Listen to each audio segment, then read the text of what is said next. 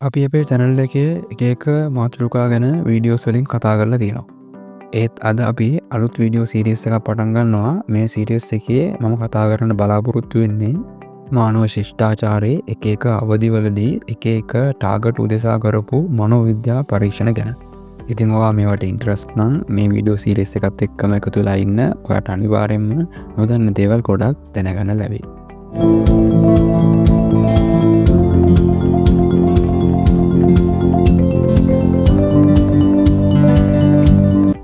හරි, අද අපි කතා කරන්න යන්නේ හරිම රසවත් මනෝවිද්‍යා පරීක්ෂණයක් ගැන. ඒක තමයි මාෂ්මෙලෝස් ටෙස්ට් එක. මේක ඔයාලට ගොඩක් වැදගත් වෙයි. මොකද මේකෙන් බලන්නේ ඔයාලට ඉවසීම කියන දේ කොච්චරක් දුරට තියෙනවද කියන එක. අපි බලමු පරීක්ෂණය කොහොමද කරේ කියලා පියවරෙන් පියවර. පරීක්ෂණයේ අරමුණු.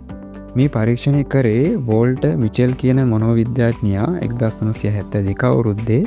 එයාට ඕනුනා බලන්න පොඩි ළමයින්ට ඩිලේඩ් ග්‍රැටිෆිකේෂන් කියන දේ කොච්චරක් දුරට තේරෙනවද කියලා.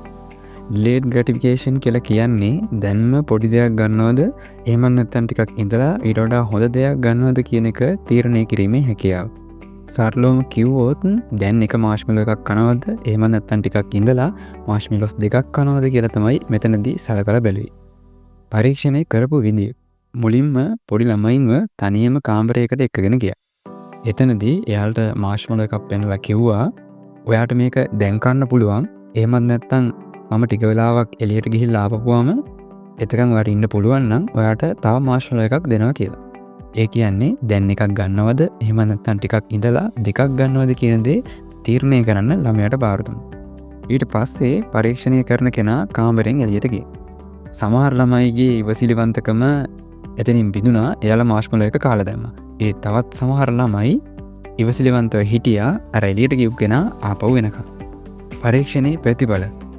මේ පරීක්ෂණයේ ප්‍රතිඵල හරිම පුදුමයි. එතකොට ඉවසිලිවන්තව හිටපු ඒ කියන්නේ මාෂ්මෙලෝ දෙකක් එනකම් බලාගෙන හිටපු ළමයි පස්සේ කාලෙක හොඳ ප්‍රතිඵල පෙන්වනවා. එයාලා පාසලේදී හොඳට ඉගෙන ගත්තා. ඒ වගේම එයාලට පුළුවන් වුණා එයාලට එන මානසික පීඩනය ගොඩක් හොඳට මැනේජ් කරගන්න. ඒ කියන්නේ පොඩි කාලේ ඉවසීමෙන් කටයුතු කරපු ළමයි වැඩිහිටි වුණාම සාර්ථක වෙන්න තියෙන ඉඩකඩ වැඩි කියලා පෙවුණා. මේ පරීක්ෂණය මොනවද පෙන්වන්නේ?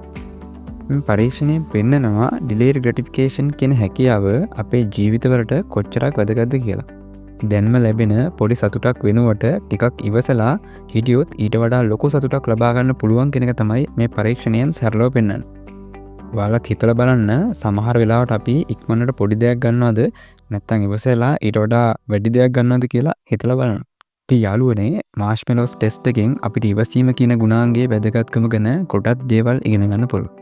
මේ වගේ තවත් රසවත් මනෝවිද්‍යා පරීක්ෂණයක් ගැන ඉස්සරහට කතා කරමු අපේ මේ සීරීස් එකේ ඉස්සරහට එන වීඩියෝස් වලින්. ඔයාලට තියෙන ප්‍රශ්න කමෙන්ට් සෙක්ෂන් එකේ එකතු කරන්න අමතක කරන්න එපා. ඒ වගේම ඔයා අපේ channel එකේ ඉස්සෙල්ලාම බලන මේ වීඩියෝ එක මේක නම් මම ගොඩක් මාතෘකාවලට අදාළ වීඩියෝස් මේ වගේම channel එකට එකතු කරලා තියෙනවා. ඔයා ඒවත් බලලා කැමති නම් channel එක subscribe කරලා අපේ community එකත් එක්ක එකතු වෙන්න අමතක කරන්න එපා. එහෙනම් ඊළඟ වීඩියෝ එකකින් හම්බෙමු. කියලා එන්න.